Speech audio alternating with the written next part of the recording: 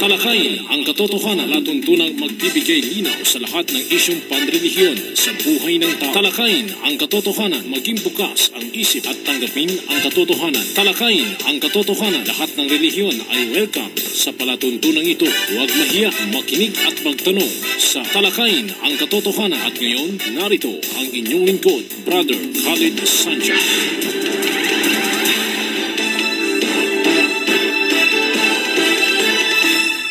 Bismillahirrahmanirrahim.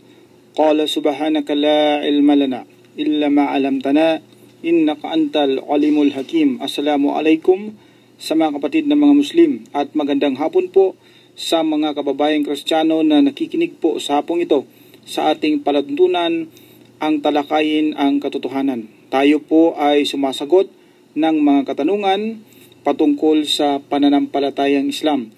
Aniyahan niyo po ako sa ating programa sa loob ng isang oras, alas 2 hanggang alas 3 po ng hapon, sa atin pong paglilingkod sa pagsagot ng mga katanungan na ipinadala po sa atin. At ang inyong lingkod, Brother Khalid Sanchez. Bago po tayo magsimula ay nais ko po munang bigyang daan ang ilan po sa ating mga panawagan na kung saan po ang Mindanao People Dao Association, ang atin pong tanggapan ay patuloy pa rin po sa kanyang pamamahagi ng libreng Islamikong babasahin. Ito po ay matatagpuan sa panulukan lamang ng Roales at Sinswat Street dito po sa lungsod ng Cotabato. Yan po ay bukas tuwing araw po ng Lunes hanggang araw po ng Biyernes, alas 9 hanggang alas 5 po ng hapon. At maging sa araw po ng Sabado, 1 hanggang alas 5 po ng hapon ay bukas din po ang ating tanggapan at meron pong pag-aaral na isinasagawa sa ating tanggapan. Akin pong inaanyayahan ang ating mga kababayan, mga Kristiyano at ang ating mga kapatid na mga Muslim na dumalaw po sa ating tanggapan at saliksikin ang pananampalatayang Islam. Marami po tayong mga aklat dyan na libre nating ipinamamahagi sa ating mga kababayan, mga Kristiyano. Wala pong bayad yan at meron din pong lecture na ginagawa araw-araw dyan po sa ating center. Yan po ay para sa kaalaman o sa ikakabatid ng ating mga kababayan na lalong-lalo na doon po sa mga nagsasaliksik sa matuwid na relihiyon. At ang atin pong programa, ang Talakayin ang Katotohanan, ay maaari na rin pong makita, mapakinggan sa youtube.com. Ang gawin nyo lang po ay i-type nyo lang yung ating pangalan, Khalid Sanchez, at doon po ay inyong makita ang iba't ibang Islamikong o Islamikong pangradyong palatuntunan, no? Makita nyo po yung mga program natin dito na kung saan ay maaring hindi ninyo napakinggan sa ating radio broadcast, ngunit ito po ay uploaded na nasa youtube.com at maaari na pong makita sa iba't ibang sa pamaraan ng meron po siyang iba't ibang title na maaari niyong makita itong ating isang oras na palatuntunang pangradyo na nandyan na po sa youtube.com. Bago po tayo magsimula ay nais ko po munang bigyang o batiin yung atin pong mga taga-subaybay sa iba't ibang bahagi ng mundo. Meron po tayong taga-subaybay sa gitnang silangan, in particular po sa Saudi Arabia. Meron din po sa Qatar, binabati ko si Brother Nuruddin Bila, sa Qatar, at kanyang pamangkin na si Brother Chan Jamaluddin. Ito yung mga brother natin na kung saan ay walang sawang sumusuporta sa pagpapalaganap ng Islam dito sa ating lugar. Pagpalain kayo kapatid ng dakilang tagapaglikha. At hinihingi ko na naway dagdagan pa yung biyaya na pinagkaloob sa inyo. Ang pagbibigay po ng sadaka para sa pagpapalaganap ng Islam, lalong-lalo na ito sa relihiyon ng dakilang tagapaglikha, no, si Allah, ito po ay hindi nakapagbawas ng kayamanan, bagkus ito po ay nakakadagdag pa, no, dito sa lupa at maging sa kabilang buhay. Ang unang katanungan po na ating tatalakayin sa hapong ito ay mula po kay Texter 6732. Salam. Wa alaikum salam. Kuya, itatanong ko lang sana kung ano ang kaparusahan sa mga syaitan. Kasi sabi nila ang syaitan daw ay gawa sa apoy. Okay. Alam mo kapatid, hindi sabi nila na ang syaitan ay gawa sa apoy, kundi ito ay sinabi mismo ng dakilang tagapaglikha. Sinabi ng Allah. O, sinabi ng Allah na sinabi rin niya sinabi ng syaitan na sinabi ng Allah. Yun, parang ganun yan eh. Sinabi ng syaitan na sinabi ng Allah, sapagkat ang banal na Quran, ito ay revelasyon ng Allah, no? At meron ditong conversation, pag-uusap between Allah at yung syaitan. Yung demonyo, yung syaitan, si Satanas, at si Allah ay merong pag-uusap po, conversation na nakarecord po, nakatala sa kapahayagan ng Allah, itong maluwalhating Quran. At ito ang sabi tungkol kay syaitan. Hindi sabi nila na siya ay gawa sa apoy, kundi ito'y galing mismo sa kapahayagan ng Allah. So chapter 7 verse 12, ganito po ang pagkasabi. Bismillahirrahmanirrahim. Qala ana khairum minhu khalaqatani min nar. Yun. At nagsabi o nagwika, ang tinutukoy po dito nagsabi, itong si Iblis, itong si syaitan. Ano ang sabi niya tungkol sa kanyang sarili? Sabi niya, ana khairum minhu khalaqatani min nar, sabi niya. Ang pinakamalapit na kahulugan, ako ay higit na mabuti sa kanya. Ang sinasabi niyang kanya ay si Adam, sabi niya. Ako ay nilikha ninyo mula sa apoy. Yun. Higit daw na mabuti ang syaitan kay Adam dahil sabi niya siya raw ay nilikha sa apoy. Khalaqatani min nar. Oh. Wa khalaqatahu min tin, sabi niya. At siya, yung si Adam daw, ay inyong nilikha mula sa putik, sabi niya. So, ayon po dito sa talata na ating binasa, ito pong si syaitan ay nilikha ng Allah galing po sa apoy, no? Galing sa apoy. Ang sabi niyan ay ang Allah. Na kinwento, no, ng Allah yung kanilang conversation, pag-uusap ng demonyo. Kasi ano yan eh, pinag-utusan ng Allah na ang mga syaitan ay magsujud. Ang pinag-utusan ng Allah na sila ay magsujud doon sa kay Adam alayhi salam. Ngunit hindi siya nagsujud, nagpatirapa, sabi niya, sapagkat siya raw ay mas mabuti kaysa kay Adam o Adan. Okay. So ang kanyang katanungan po ay ano raw po ba ang kaparusahan ng mga syaitan? Ano raw po ba ang parang ang tinutumbok niya sa kanyang tanong sapagkat sila ay gawa galing sa apoy, ang mga syaitan ay gawa galing sa apoy, ay hindi sila maaring maparusahan sa apoy, o kung parusahan man, hindi sila masasaktan sapagkat sila nga ay gawa galing sa apoy. Alam mo kapatid na nagtanong, Texter 6732, hindi lamang mula sa lipo ng mga jin o itong mga nilalang ng Allah na ginawa niya galing sa apoy, kabilang dyan ang syaitan, si Iblis. Hindi lamang nanggagaling dyan sa lipo ng mga jin ang syaitan. Tandaan mo po yan, kapatid. Maging sa lipo ng mga tao ay meron din pong syaitan. Hindi lamang po doon sa mga jin lumalabas ang mga demonyo, kundi maging sa tao ay meron ding demonyo, meron ding syaitan na tao. Ano po ang patunay diyan na meron pong syaitan na nanggagaling din sa mga tao?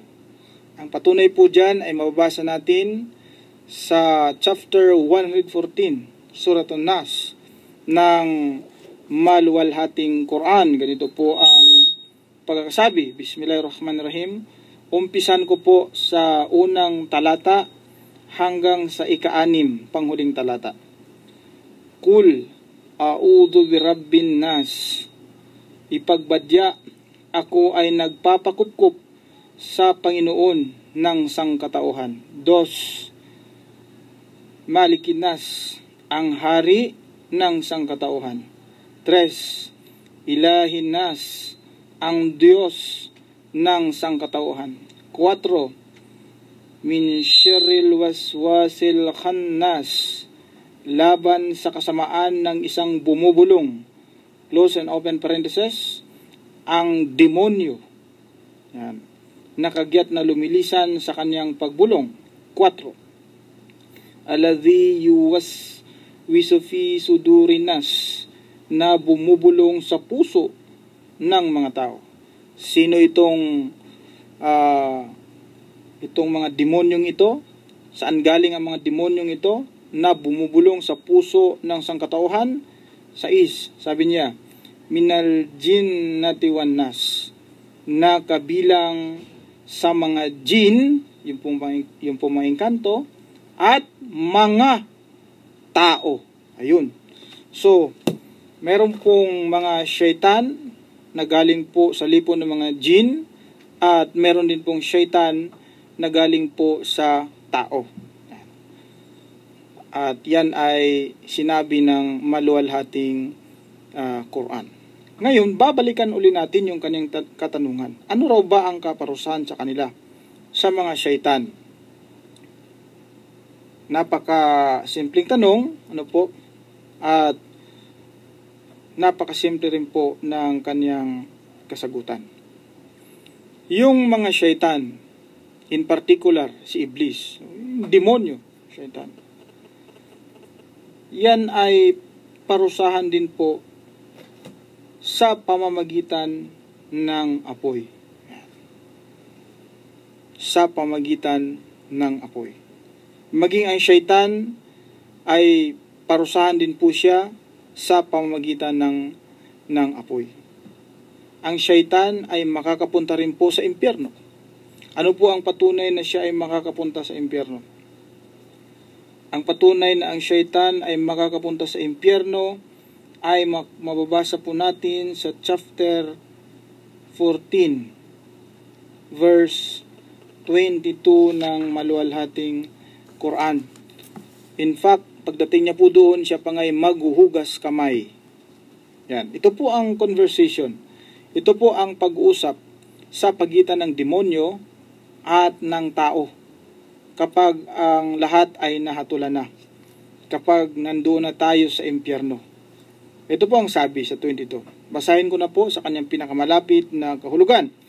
At si Satanas ay mangungusap kapag ang kahatulan ay napagpasyahan na. Tunay ngang si Allah ay nangako sa inyo ng pangako ng katotohanan. At ako rin ay nangako sa inyo, ngunit aking ipinagkanulo kayo.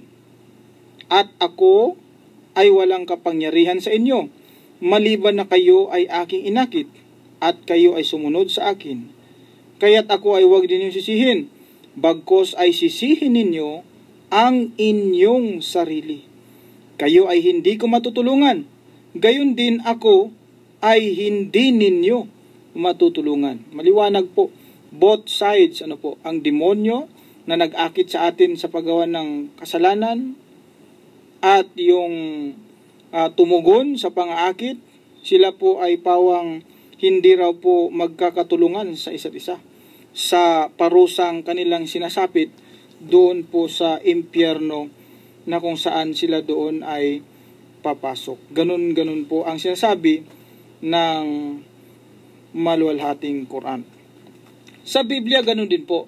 Ang demonyo ay meron din siyang nakatakdang parusa para sa kanya. Maging sa Biblia po, no? Ito siya ay bibilangguin. Ganito po ang mababasa natin sa Apokalipsis 20. Ang mga talata po ay 1 at 2. Ganito po ang pagkasabi. At nakita ko ang isang anghel na nananaog mula sa langit na may susi ng kalaliman at isang malaking tanikala sa kanyang kamay. 2. At sinunggaban niya ang dragon, ang matandang ahas, na siyang Diablo at Satanas, at ginapos sa 1,000 taon. 3, tuloy po tayo sa 3. At siya ibinulid sa kalaliman at sinarhan at tinatakan ito sa ibabaw niya upang wag nang magdaya pa sa mga bansa. Yun. Maging sa Biblia po pala ay mayroon din pong nakatakdang parusa doon po sa doon sa demonyo, no? Si Satanas, Shaitan po yan sa kanyang Arabic. Yun po ang aking kasagutan kay Texter 6732. Mula naman po kay Texter 6824. Salam. Wa alaikum salam rahmatullah. What can you say about lending money? Tagalogin po natin. Ano po ang inyong masabi tungkol sa pagpapahiram ng pera? Ang pagpapahiram po ng pera ay isang magandang bagay po yan. No? Isang masarap sa tenga pakinggan. May isang taong nagpapahiram ng pera, no? Napakaganda po. In fact, nakakatulong ito, lalong-lalo na sa mga mahihirap na walang mga pera, tapos andyan ka na magpapahiram ng pera, no? Napakagandang, it is a good deed for you, kapatid, no? It is hasana. Depende sa maging niyat or intensyon. Kasi innamal amalu bin niyat. Your action is judged. Verily, your action is judged according to your intention. Our action is judged according to intention. So, kung ang pagpapautang mo ng pera ay hindi kasama doon yung pagpapakitang tao, at ito ay to please your creator, no? It's good for you, kapatid. May reward na nakatakda diyan para sa mga ganyang bagay. Ngunit kung ang pagpapautang ay may halong interest o patubo na siya ang uso ngayon, ginagawang 5-6 yung pera. Halimbawa ay siya'y nagpapautang at kapag ibabalik mo yung inutang mo, halimbawa kung 500, magiging 600 po ito, no? Patubo or may interest po siya. Doon po ako magpo-focus ng aking kasagutan. Kapag meron pong tubo doon po sa pera na iyo pong ipinahiram. Nagpahiram ka ng pera, ngunit meron itong interest o patubo. Ano po ang sinasabi ng Quran sa bagay na yan?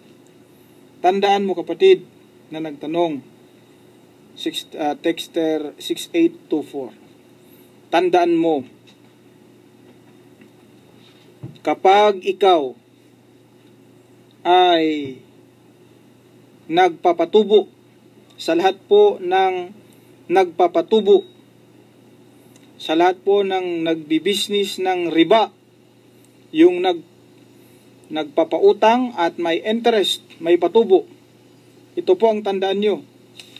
Sa lahat ng nagpapa-interest ng kanilang pera, nagpapatubo,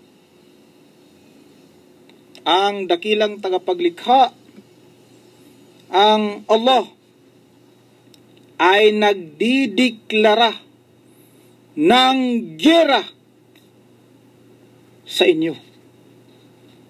Nagdideklara ng giyera, war, ang Allah sa mga taong nagpapa-interest, nagpapatubo. Ano po ang patunay? Sa chapter 2, verse 278, ganito po ang pagkasabi. Bismillahirrahmanirrahim. Ya ayyuhalladhina amanu. Ya ayyuhalladhina amanu taqullaha wa zurumah. Bagiyan minar riba in kuntum mu'minin. Sabi niya. O kayong mananampalataya, pangambahan ninyo si Allah, at inyong ipagparaya o huwag nang ipabayad ang anumang natira sa tubo ng inyong pautang kung kayo ay tunay na mananampalataya. Binabati ko nga pala yung kapatid nating nakikinig ngayon. No po, ito po ay brother natin na taga Bongo Island na nakikinig po sa atin sa palutuntunan ito. Si brother Mustafa ba? Yung pangalan nito, si brother Mustafa. Diyan sa may Litayin, Bongo Island, Maguindanao. No, laging nakikinig sa atin ang ating kapatid nito. 279 ang karugtong niya. Fa illam taf'alu, sabi niya, fa'zunu biharbin min Allah wa rasuli, sabi niya. Wa in tubtum falakum ru'usu amwalikum. At kung ito ay hindi ninyo gagawin, sabi niya, magsipaghanda kayo sa isang digmaan mula kay Allah at ng kanyang sugo o tagapagbalita. Ang lupit naman nun. Mantakin mo, kapatid. Ang Diyos na mismo ang magdideklara ng giyera sa iyo. Aba, sa tingin mo ba ikay mananaig? Ikay mananalo kung ang Diyos na mismo ang makikipaggiyera sa iyo? Napakabigat po pala ng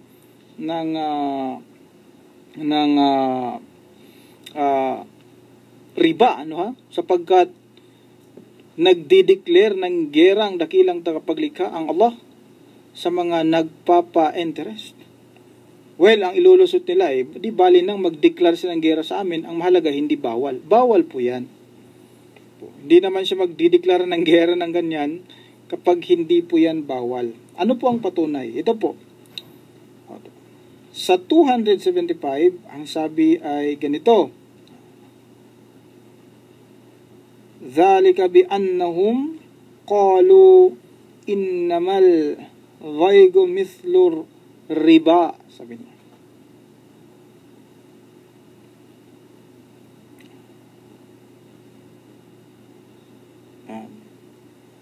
Hanapin natin ang pinakamalapit na kahulugan. Sapagkat sila ay nagsabi ang pangalakal ay tulad din ng riba. Datapwat si Allah ay nagpahintulot ng pangalakal at nagbawal ng riba. Nagbawal ng riba. O bawal po pala. Ito pong interest o riba, ito pala ay bawal. Ano po? Ang tanong ay ganito. Meron bang nakatakdang kaparusahan?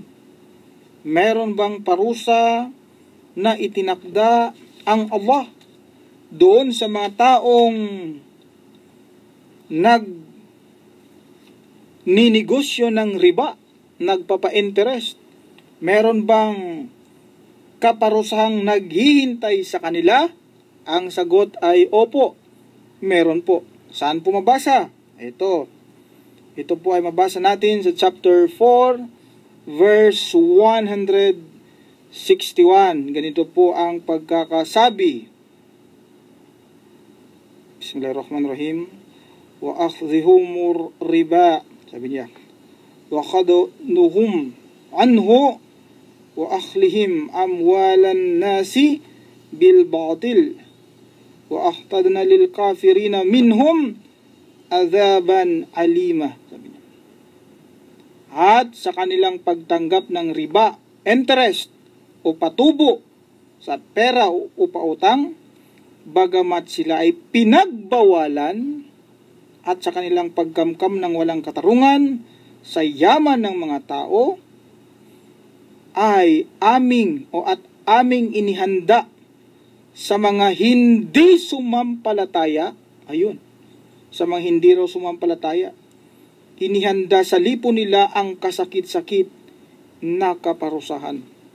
So meron pong nakatakdang kaparusahan doon po sa mga nagsasagawa ng riba.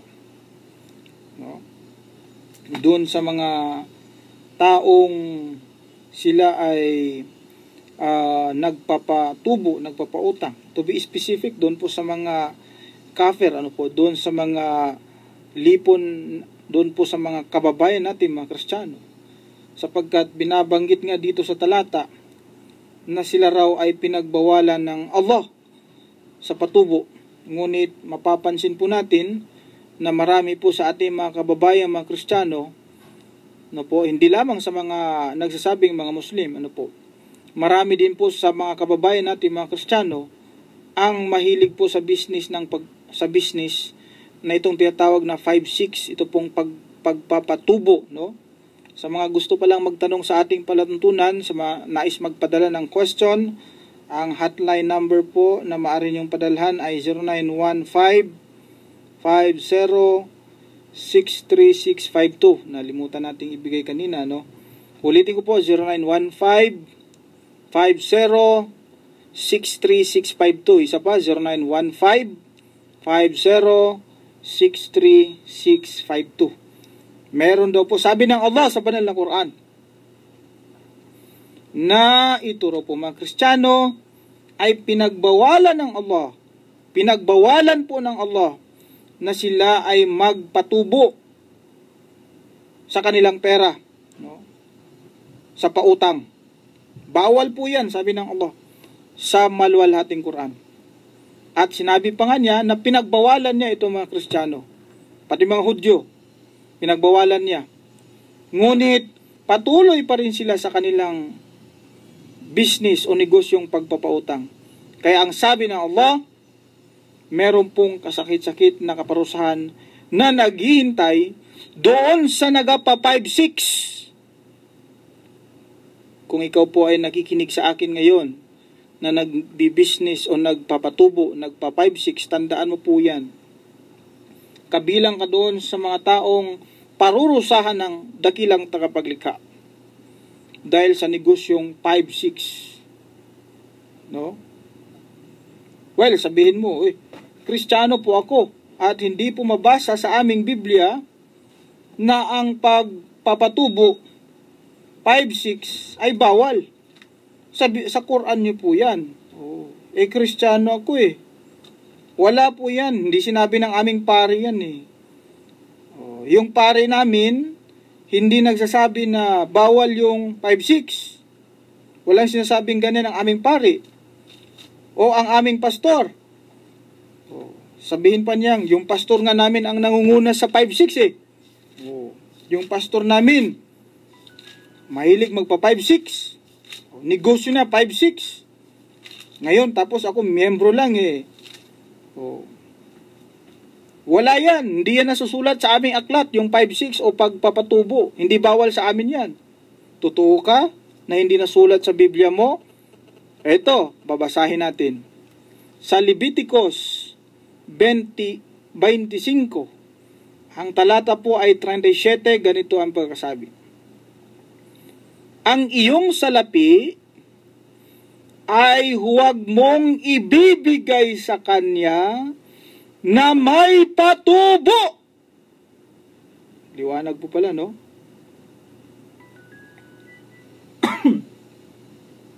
Ulitin natin. Leviticus 25, talatang 37. Ang iyong salapi ay huwag mong ibibigay sa kanya na may interest. Yun. Patubo. Ni ibibigay mo sa kanya na may pakinabang ang iyong pagkain. Kita mo? Interest. Patubo. 5-6. Bawal po pala sa Biblia. Lumalabas ganun din. Tama po yung sinabi ng maluwalhating Quran na pinagbawalan nga itong ating mga kababayan, mga Kristiyano. Ano po?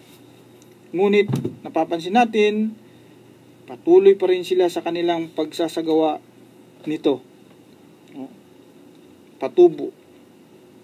Hindi ka nakakatulong, kapatid eh. Kabayan. Hindi ka nakakatulong sa iyong kapwa na may pangailangan. Hindi ka nakakatulong sa iyong kapwa na naghihirap. Hindi ka nakakatulong sa kanya. Bagkus ay lalo mo pang inilulubog siya sa problema. Mantakin mo, imbis na 500 lang yung babayaran niya, ay naging 600. Tapos kung hindi mo agad ito mabayaran, after 1 or 2 months, madadagdagan uli hanggang sa lalaki ng lalaki, no? Lalo kang inilubog sa kahirapan. Hindi mo natutulungan ang iyong kapwa, kundi lalo mo siyang ibinaon sa utang. Lalo mo siyang inilubog sa kahirapan. Kaya po hindi maganda ang pagpapatubo. Kaya nga po sa Islam, bawal po yan. Kaya nga, bilang pagdidiin, o bilang pagpapahiwatig na malaki ang pananagutan ng taong nagpapatubo, ang Allah mismo ay nagsabi na siya ay nagdideklara ng giyera. Kabilang ang kanyang mga sugo doon sa mga nagpapatubo. E paano ka pa ngayon maliligtas niyan, kapatid? Kaya pala tayo ay nakakasagap ng mga masasamang kwento, iba't ibang masasamang kwento sa mga taong namamatay na o namatay na kung saan ang mga negosyo ay 5-6, interest. O, meron diyang mga namamatay na naririnig natin, iwan ko gaano katotoo po yan, chismis. Pero marami pong maraming mga ganyang kwento eh. Meron yung humahaba yung kanyang katawan, no? Nagmukhang ahas ang mukha. Meron yung hindi pa inilalagay doon sa kanyang libingan, nag-aabang na yung mga ahas. Naku po, nakakatakot. No? Ganon katindi ang galit ng dakilang tagapaglikha ng Allah. Ganon katindi ang galit ng Allah sa mga taong nagpapa-interest ng kanilang pera sa pautang. Naga 5-6. Dahil siya mismo nagsabi, nagdideklara siya ng giyera sa mga ganyang klaseng tao. Do not expect na ikay hindi parusahan. At, take note, wala pang nananalo na kalaban ng Diyos. Kapag maging kalaban mo na ang lahat, no? Maging kalaban mo na ang lahat, wag lang ang dakilang tagapaglikha, ang Allah. Dahil kailanman hindi ka mananalo at tiyak na ikay mapaparusahan. Dito sa lupa pa lang, paparusahan ka na niya at maging sa kabilang buhay, paparusahan ka pa niya. Yan po ay isang tapat na paglalahad para po sa mga kaibigan, sa mga kababayan, sa mga kapatid natin na nakikinig ngayon na kung saan ang kanilang negosyo ay riba, pautang na may interest.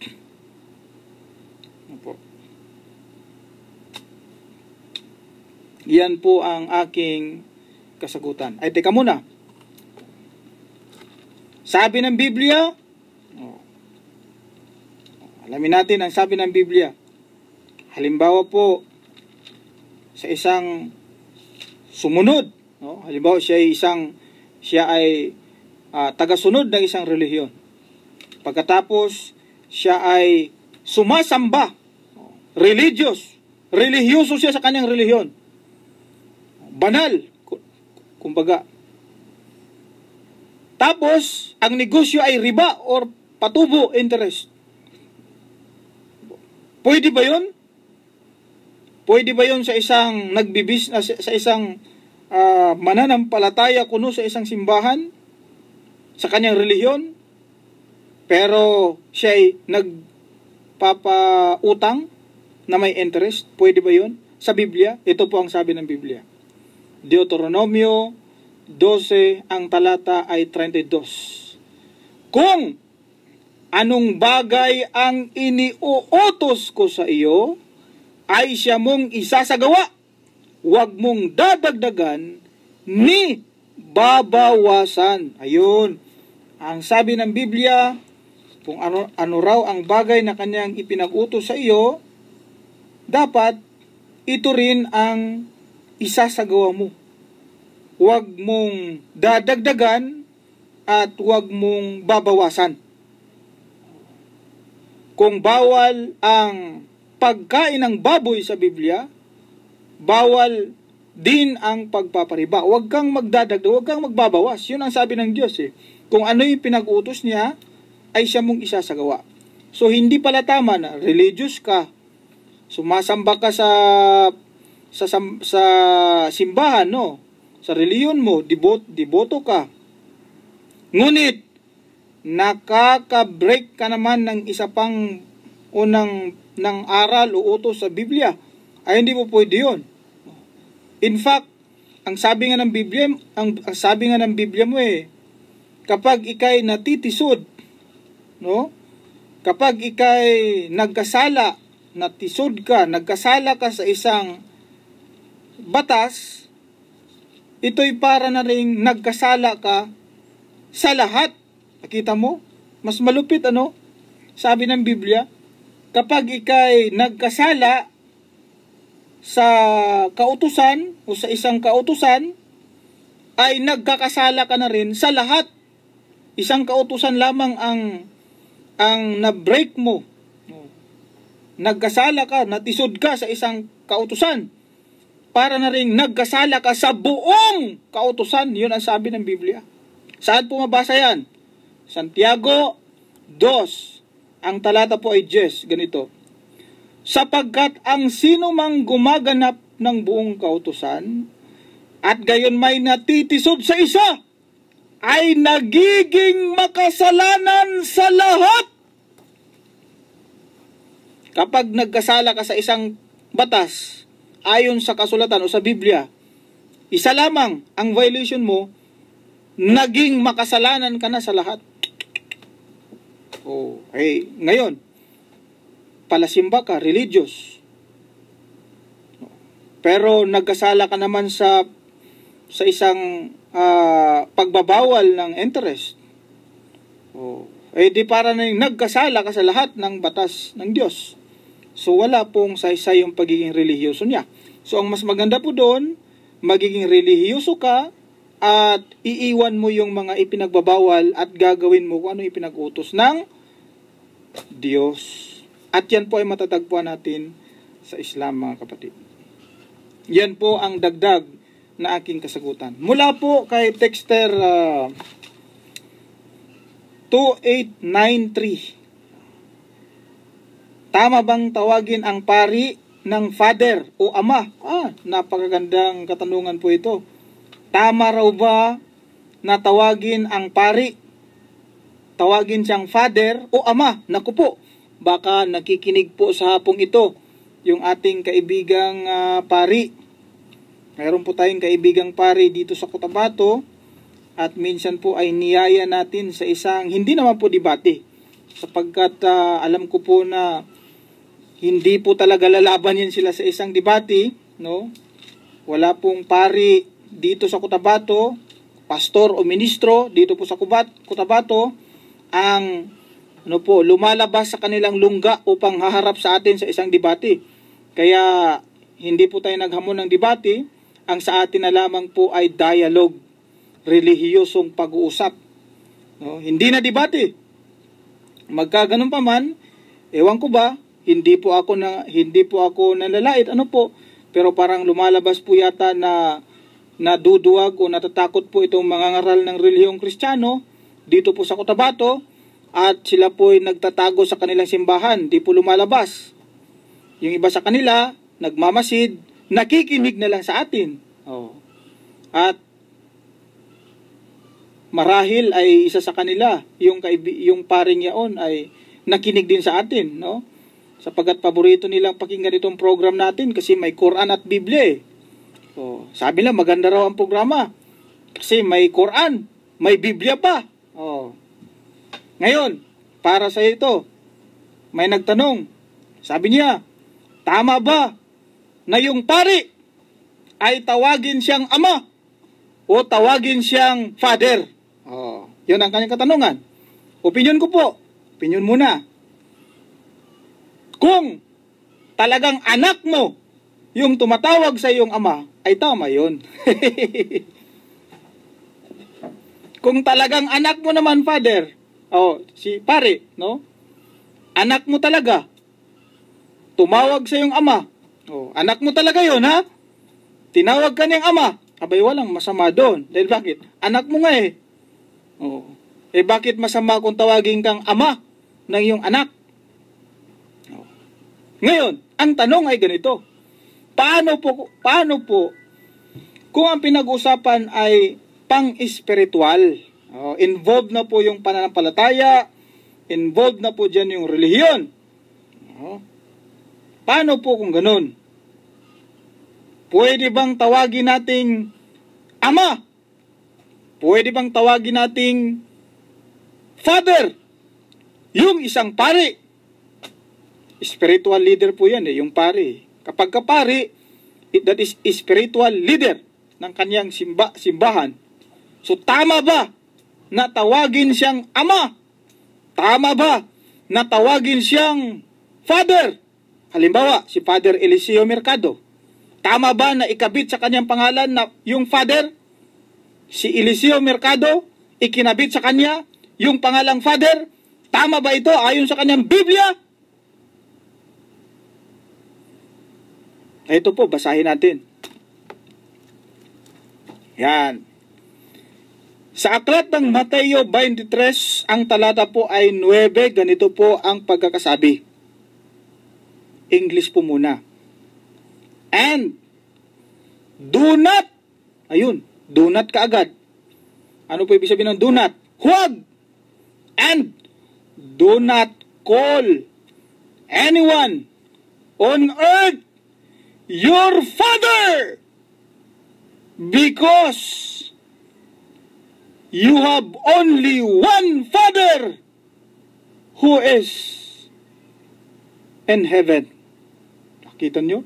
Tagalogin nga natin para mas maintindihan ng ating mga kaparian. Mateo 23, ang talata po ay 9. At huwag ninyong tawagin inyong ama ang sino mang tao sa lupa, sapagkat iisa ang inyong ama, sa makatuwid bagay siya na nasa langit.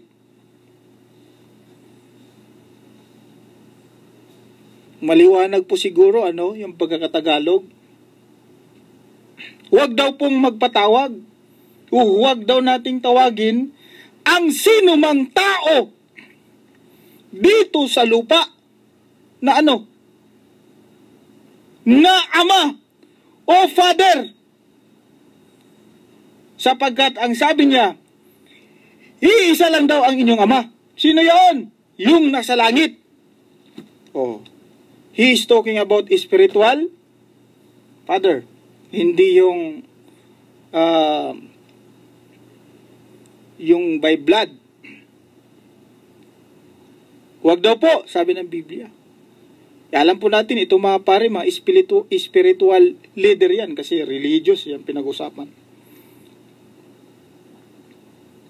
So, ang tanong ng ating texter, tama daw po ba ito? Abay, kung hahatulan ayon sa kanyang Biblia, napakalaking pagkakamali po yan. Ang Biblia mismo ang nagsabi na huwag tumawag sa sino mang tao sa lupa na inyong ama, Father, sapagkat isa lang daw ang kanilang ama, yung nasa langit. Sa makatuwid, hindi nakakabasa pala ng Biblia ito si Father. Dahil kung nakakabasa ng Biblia itong mga Father na to, abay hindi yan magpapatawag na Father Eliseo Mercado. Dahil bakit? Ang Biblia nagsabi, huwag magpatawag ng Father. Oh. Dapat pala brother lang. Oh, ganun lang dapat. Brother. Hindi Father. Bakit brother? Ito ang rason kung bakit brother. Oh. 23, 8 ng Mateo. Ito ang rason. Oh. Kayong lahat ay magkakapatid. Oh, sabi ng Biblia, oh. Kaya brother. So, hindi po tama ayon sa kanyang Biblia. Anyway, wala tayong pakialam diyan. Kung ako mismo hindi wala akong pakialam diyan sapagkat yan po ay bahagi ng kanilang relihiyon. Yan po ay bahagi ng kanilang paniniwala ng kanilang relihiyon. And I respect that. No po? Ngunit, yan po ay itinanong sa atin. So, kailangan sagutin po natin yan nang ayon po sa nababasa. Hindi po dapat na ito'y sagutin natin nang walang batayan. Okay? So, yun po ang aking kasagutan. Texter 2893. Mula po sa Riyadh. Tanong po mula sa Riyadh. Mula kay Brother Abu Maher. Salam. Waalaikumsalam warahmatullah. Salam and magandang hapon, Brad Khalid. Magandang hapon at salam din sa iyo, kapatid. Praying to have more excellent health and more hidayah all through the years to come together with your family. Gustong-gusto ko ang programa mo, talagang informative. Syukran. Kasi both Quran and Bible ay ginagamit mo sa pagsagot sa mga questions. Ngayon, pwede mo bang bigyan ng konting kaalaman ang coming Christmas? Totoo ba ito as far as the Bible is concerned? Ano po? Last week, nabanggit natin sa ating palatuntunan na isa iyan sa ating tatalakayin. Ano po? Sa ating palatuntunan o programa sa hapong ito. Itong tungkol sa Christmas. Malapit na, no? Ilang araw na lamang, sabi nga nila ay Pasko na. Pasko na. Nagsilabasa na ang mga Christmas tree. Andyan na rin po si Santa Claus. Meron na rin pong simbang gabi. Ayan, no? May simbang gabi sa umaga. Ayun. Simbang gabi, ginagawa sa umaga. Ewan ko kung nagtataka yung ating mga kababayan tungkol dyan. Ano ha? Simbang gabi, ginagawa sa umaga. Ayun. Kapag kapapalapit na yung Pasko, gano'n yan eh. Magsisimula na po yung simbang gabi, pero ginagawa po sa umaga. Hindi ba nakapagtataka yun? Nandyan na po si Santa Claus, pero siya naman po ay lalaki. Dapat Santo Claus. Kapag medyo mayroon kang tinatawag na common sense at marunong kang gumamit ano po ng salita, abay wag mong tawaging Santa yung lalaki. Santo. Katulad ng Santo Papa. O tama yun. Kasi Santo Papa, hindi babae yun eh. Santo Papa. Lalaki yon. Santo. Holy Father. Yun na naman, topic natin kanina. Holy Father, bawal yun. Tapos, Santa Claus. Tapos, mahabang balbas, lalaking lalaki. Ewan ko lang, baka costume niya lang na lalaki siya, pero babae pala. Kaya tinawag na Santa Claus. Baka ganun nga siguro, ano po. No? Pero, ano po yan eh. Hindi po yan ang katanungan eh, no? Ang katanungan po ay itong tungkol sa Christmas. The celebration of Christmas during December 25. Ang tanong niya ay, tama ba ito? Totoo ba ito? As far as the Bible is concerned. Nagtatanong po si Brother Abo Maher ng Riyadh, isang taga-subaybay po ng ating palantunan. Kung tama ba, totoo ba itong Christmas ayon sa Biblia. Ang tanong po, as far as the Bible is concerned, ay di basahin po natin ang Biblia. Kung meron bang December 25 na nakasaad po sa Biblia, ano po? Tanungin natin ang Biblia ng ating mga kababayan. Meron bang December 25 dyan na siyang araw na ipinanganak si Kristo? December 25 ba yan? Ito po. Basahin natin at pansinin natin kung meron bang December 25 dito. Sa Lucas 2, umpisa natin sa 1. Nangyari nga ng mga araw na yaon na lumabas ang isang utos mula kay Augusto Cesar na magpatala ang buong sanlibutan. Yun. 2. Ito ang unang talaang mamamayan na ginawa ng si Quirinio ay gobernador ng Syria. 3. At nagsisiparoon ang lahat upang sila'y mga tala, bawat isa sa kanyang sariling bayan. 4. At si Jose naman ay umahon mula sa Galilea, mula sa bayan ng Nazaret, hanggang sa Judea, sa bayan ni David, na kung tawagin ay Bethlehem, sapagkat siya'y nasa angkan at lahi ni David. 5. Upang patala siya, pati si Maria, na mag-aasawa sa kanya, na kasalukuyang kagampan. 6. At nangyari, samantalang sila'y nangaruroon at naganap ang mga kaarawang dapat siyang manganak. 7.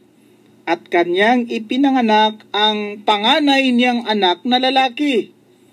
At ito'y binalot niya ng mga lampin at inihiga sa isang pasabsaban, sapagkat wala ng lugar para sa kanila sa tuluyan. 8. At may mga pastol ng tupa sa lupain ding yaon, na nangasa parang na pinagpupuyatan sa gabi ang kanilang kawan. Yan. Pansinin niyo po sa mga talata na ating binasa. Meron po bang December 25 na binabanggit ang Biblia na siyang araw, petsa, na si Kristo po ay ipinanganak? Wala po. Ang sabi po dito, si Kristo raw po ay ipinanganak noong mga panahong nag-utos si Augusto Cesar na magpatala ang kanyang imperyo, no? Yung kanyang empire. Pinag-utusan niya na magpa-register. Kung saan ka dapat magpa-register na lugar, pumunta ka doon. Kung saan ka. So itong si Jose, pumunta ng Bethlehem, sapagkat siya raw ay nasa lahi ni David, di doon siya sa Bethlehem nagpatala. Kasama ni si Maria. At doon nga inabutan ng pagpapanganak itong si Maria. At isa pa, during sa pagpapanganak daw ni Maria, meron daw pong mga pastol ng tupa. At ito raw ay nagpupuyat sa gabi, no, sa pagbabantay ng kanilang mga tupa. Saan? Doon po sa disyerto, sa Parang. Doon daw po. Pansinin niyo po ang mga sinasabi ng Biblia. Okay. Walang sinasabing December 25. Pangalawa, yung mga pastol nandoon sa disyerto, nasa labas. Anong ginagawa nila doon? Nagbabantay ng kanilang tupa. Kung si Kristo ay pinanganak ng December 25, no? Common sense. Di ba December 25 may snow? May snow yan eh. Kapag ka Disyembre may snow, lalong-lalo na sa Amerika. Iwan ko lang Saudi Arabia, mukhang wala ata. Kapag ka December 25 may snow. Kapag may snow, sa tingin mo magagawa ng mga pastol na magbantay ng kanilang tupa doon sa labas? Abay, kukurugin sila noon. Manginginig sila noon sa lamig. Mantakin mo, snow time. Kasi may snow yan eh. Kaya yan nga, kasama nga yan sa ng Pasko eh. Kasama sa palabas ng Pasko yung snow eh. So, ayon po sa Biblia, nung si Kristo ipinanganak, walang snow. Dahil kung may snow, hindi mo matatagpuan yung mga pastol doon sa labas. Magtatago yon doon sa kanilang bahay. Sapagkat andon yung mga pastol sa labas, sa disyerto, nagbabantay ng kanilang tupa. Nung si Kristo ipinanganak, hindi pala snow time yun. Walang snow. Sa makatwid, hindi yung December 25.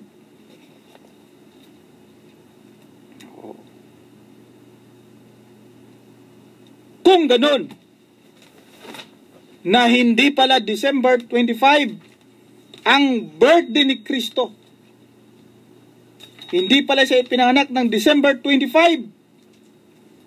Ang tanong ay ganito, saan galing ang December 25? Kaninong celebration yan? Ito po, babasahin ko sa inyo. Ito po ay inilathala ng Philippine Star, isang national broadsheet or newspaper dito po sa Pilipinas. Ano po? December 24, 2006, ng isang kolumnista na ang pangalan ay si Carmen Pedrosa. Hindi makita. Sa kanyang kolum, ganito po ang pagkakasabi tungkol po sa Christmas. Ang title ng kanyang kolum ay Pagan Christmas by Carmen Pedrosa, isang kolumnista ng Philippine Star. Sabi niya, it may sound blasphemous, but Christmas, or at least the festivities of the season, had not always been to celebrate the birth of Christ. Indeed, the origin of the celebrations in mid-December is pagan. Pagan. Pagano. Kita nyo? Tuloy tayo. New evidence keep cropping up to make us question the certainty of belief behind these rituals. Many scholars themselves are even unsure exactly when Christmas was first celebrated to mark the nativity of Christ. Tuloy. It is believed that the Roman Catholic Church choose December 25 as the day for the Feast of the Nativity or Christmas in order to give Christian meaning to existing pagan rituals. Tagalogin po natin. Pinaniwalaan na ang Romano Katolikong simbahan ang pumili ng Disyembre 25 bilang Pasko o araw ng kapanganakan ni Kristo upang bigyang kahulugan, bigyang kristyanong kahulugan ang ritual ng mga pagano. Ritual ng mga pagano. Binigyang kristyanong kahulugan sa pamamagitan ng pagpili ng December 25 bilang birthday ni Jesus Christ. Sino ang pumili? ang Roman Catholic Church.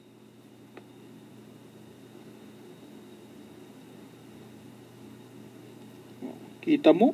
Ang liwanag pala, no? Tuloy.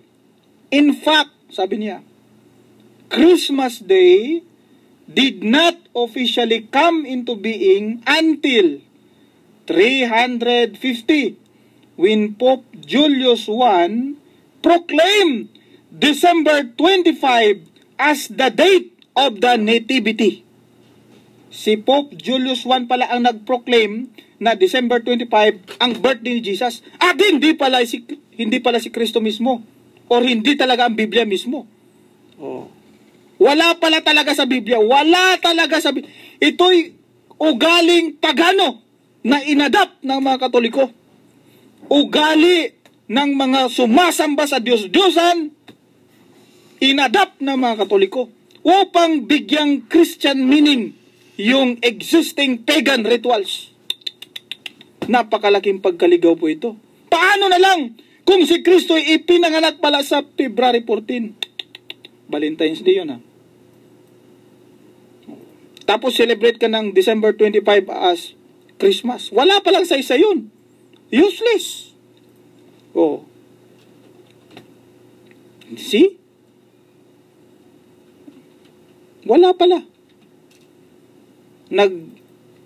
Wala kang napala. Sapagkat ang ginagawa mo, ito pala ay pagtupad o ayon sa gawaing pagano. Ang sinusundan mo ay gawain ng mga pagano. Itong sumasamba sa mga Diyos-Diyosan, yun po yung mga pagano eh. Sumasamba sa Diyos-Diyosan. So hindi ka nakakasunod ngayon sa Biblia. Sapagat ang sinusundan mo ay Diyos-Diyosan. Or ugali or ritual ng sumasamba sa Diyos-Diyosan. Wala nga lang tayo natirang oras eh, pero ang dami pang bagay na gusto kong sasabihin. Anyway, next week, pag-usapan natin ang Christmas tree. Yan. Ito ba ay tama, Christmas tree? Sapagkat wala na tayong oras sa ating pong palatuntunan, ako po ay una sa lahat, humihingi po ako ng kapatawaran sa mga bagay po na aking nasabi. Kung sakali po ito ay naging mabigat, naging masakit sa kalooban ng ating mga kababayan, ako po ay humihingi ng kapatawaran. Actually, hindi ko po intensyon na sasaktan po kayo. Ang akin po lamang ay ipaalam po sa inyo, ipaabot po sa inyo kung ano po yung tama. Kung ano po yung totoo. Hindi nyo po dapat kagalitan ang mga taong nagsasabi ng katotohanan sapagkat kung hindi po ito gagawin ng sino man, dahil nga po natatakot, sino po ang gagawa nito? After all, ang makinabang po dito ay yung mga taong bukas ang kanilang isip sa pagsaliksik sa katotohanan. Sa pagsaliksik sa tamang pananampalataya. Kayo po ay aking iniimbitahan din sa pagsamba sa nag-iisa at tunay na Diyos na walang iba kundi si Allah. Naway gabayan kayo sa kanyang matuwid na relihiyon. Naway bigyan pa kayo ng malawak na pag-iisip at makita ninyo ang tama at mali. Lalong-lalo na po sa pakikinig sa ating palatuntunan. Maraming salamat po sa inyong tiyagang pakikinig, pagsubaybay sa akin sa ating palatuntunan. Ako po ay talagang natatouch sa mga taong patuloy na sumusubaybay sa ating palatuntunan sa kabila ng mga naririnig na galing po sa atin. Maraming salamat po, inuulit ko, maraming salamat at hanggang sa muli, ito po inyong lingkod, Brother Khalid Sanchez. Assalamualaikum warahmatullahi wabarakatuh. Ang inyo pong napakinggan ay isang bayad na programa. Anuman po ang